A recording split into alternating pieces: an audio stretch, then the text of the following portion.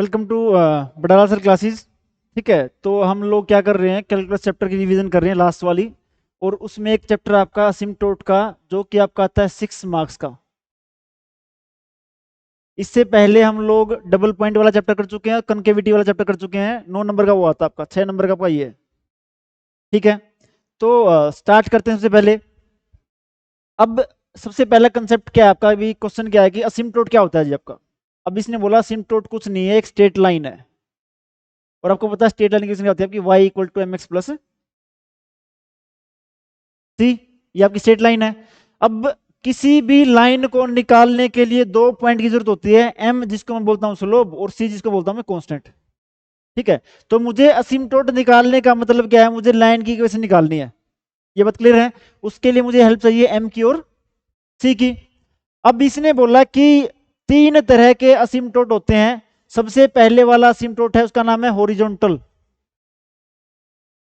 दूसरा आपका है वर्टिकल। और तीसरा है आपका ओब्लीक। ठीक है, अब देखो यहां पे एक हॉरिजॉन्टल लाइन एक्स एक्स ये वाली होगी। ठीक है, वर्टिकल कौन सी होगी, ये वाली। और जो ना ही हॉरिजॉन्टल है ना ही वर्टिकल है, उसको बोलते हैं ओब्लीक। अब इसने बोला कि हॉरिजॉन्टल को निकालने का तरीका क्या होता है। मान लो आपको कर्व दे रखी है ये x cube plus y cube x y cube plus x equal to 0। ये कर्व दे रखी है। इसने बोला कि भी फाइंड दी असिम्प्टोट। तो इसने बोला सबसे पहले हॉरिजॉन्टल पैरेलल एक्स एक्सिस के थे। इसने बोला जो कर्व दे रखी है उसके अंदर एक्स की हाईएस्ट पावर देखो। मैंने देखा जी, एक तो एक्स है, एक क्या है एक्स क्यूब है। हाईएस्ट पावर क्या होगी, एक्स क्यूब। उसने बोला उसके साथ में देखो जी क्या है आपका, इसके साथ में तो क्या है 1। और उसको इक्वेट करना है 0 के बराबर। अब 1 तो 0 के बराबर नहीं है, ये पॉसिबिलिटी नहीं है। तो मैं क्या लिख देता हूं यहां पे के नो हॉरिजॉन्टल असिम्प्टोट। दूसरा, वर्टिकल वाली पैरेलल होती है वाई एक्सिस के। इसने बोला वाई की हाईएस्ट पावर देखो, वाई क्यूब।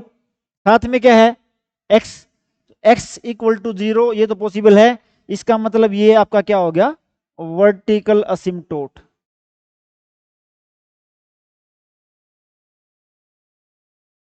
इक्वेशन थी क्यूबिक आपकी।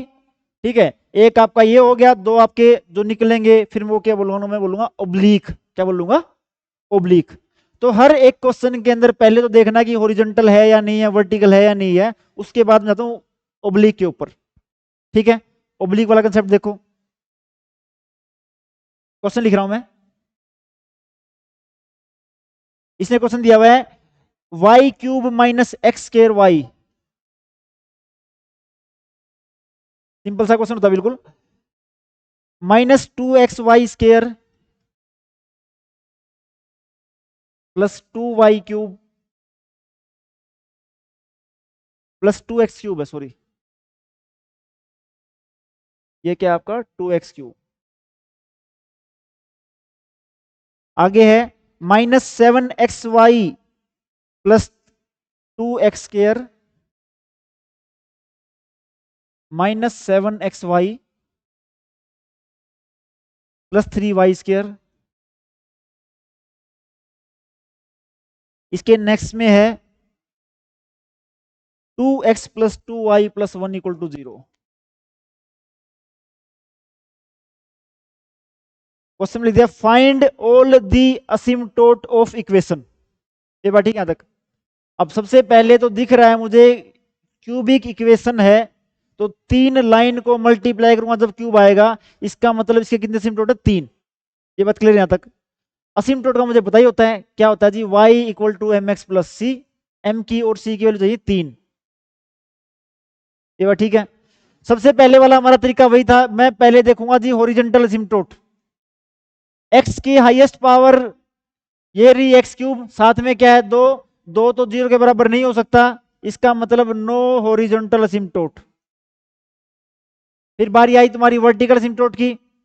y की हाईएस्ट पावर क्या है क्यूब, y क्यूब, साथ में क्या है 1। 1 भी 0 के बराबर नहीं हो सकता, नो वर्टिकल असिम्प्टोट। अब इसका मतलब मुझे निकालने ओब्लिक। अब ओब्लिक का तरीका देखो, सीधा सा तरीका है। इसने बोला सारी इक्वेशन को देखो, कितनी डिग्री है, 3, 2 और 1 3, 1 और 2 3 और 3, ये पूरी टर्म है 3 डिग्री की। 2 डिग्री 1 और 1 2 ऐड हो जाती है से 2, ये इक्वेशन है, ये टर्म है 2 डिग्री की। खाली x है खाली y है, ये 1 डिग्री की और ये है कांस्टेंट। भाई इस इक्वेशन के अंदर 3 डिग्री की टर्म है, 2 डिग्री की है, 1 डिग्री की और कांस्टेंट है। 3 डिग्री वाली को अलग लिखूंगा, उसका नाम है फाई 3m। 2 वाली को अलग लिखूंगा फाई 2m। 1 वाली को अलग लिखूंगा फाई 1m। कांस्टेंट वाली लिखूंगा फाई 0m। अब इसने बोला फाई 3m वाली सिर्फ ये है जी, सारी टर्म के अंदर एक वैल्यू पुट कर दो, x को पुट कर दो 1, y को पुट कर दो m, सबके लिए ट्रू है ये। क्या करना है जी, x को 1, y को m। सबसे पहले 3 डिग्री वाले देख रहा हूं, y क्यूब क्या हो जाएगा, m cube, minus x square y है, x स्क्वायर तो 1 हो गया तो minus m, minus 2xy whole square था, माइनस 2x 1 हो गया, y m तो कितना होगा माइनस का 2m स्क्वायर, प्लस का 2x क्यूब कितना हो जाएगा प्लस का 2। क्या पुट किया मैंने, 3 डिग्री वाली में y को m, x को 1। अब 2 डिग्री वाली में आ जाओ, 2x स्क्वायर कितना हो जाएगा 2, माइनस 7xy है तो कितना हो जाएगा माइनस का 7m, प्लस का 3y स्क्वायर कितना हो जाएगा प्लस का 3m स्क्वायर। फाई 1m वाले में आ जाओ, 2x प्लस 2y है तो कितना हो जाएगा 2 प्लस 2m, और लास्ट वाला आपका क्या हो गया 1। ये बात ठीक है। 3 असिम्प्टोट ढूंढने हैं तो m की 3 वैल्यू निकालनी है मैंने।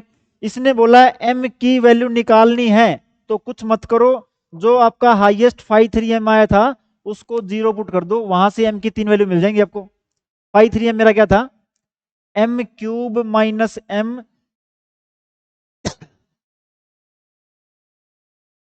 ये बात ठीक है यहाँ तक। इसको सोल्व करके m की 3 वैल्यू निकालनी है। इन दोनों में से m कॉमन है तो क्या हो जाएगा m, m स्क्वायर माइनस 1। इनमें से -2 कॉमन है तो क्या हो जाएगा m square minus 1 equal to 0। m square minus 1 दोनों में कॉमन है तो क्या हो गया m माइनस 2 इक्वल टू 0। और अगर मैंने इसको सोल्व किया, m स्क्वायर माइनस 1 क्या हो जाएगा m माइनस 1, m प्लस 1, और ये क्या हो गया m माइनस 2 इक्वल टू 0। तो जी मेरे पास m की 3 वैल्यू आ गई, एक आ गई 1, एक आ गई -1, एक आ गई 2। m की 3 वैल्यू आ गई। अगर m की 3 वैल्यू आ गई तो मुझे c की 3 वैल्यू चाहिए। अब उसने बोला c कैसे निकालूं, उसने बोला जी c का होता है फॉर्मूला। क्या फॉर्मूला है, पहले साइन लगाओ माइनस का, उसके बाद इसने बोला जो अपने टर्म निकालनी है इसमें सबसे ऊपर वाली 2 टर्म देखो कौन सी है, फाई 3 और फाई 2m है। इसने बोला फाई 2m को तो रखो ऊपर और फाई 3m को लेके आओ नीचे, लेकिन एक कंडीशन के साथ कि उसका डिफरेंशिएशन कर दो। ठीक है, एक बार क्या कर दिया, उसका डिफरेंशिएशन कर दिया मैंने, देखा मैंने क्या बना, सी फाई 2m मेरा क्या था 2 minus 7m plus 3m square, ये था जी मेरा फाई 2m।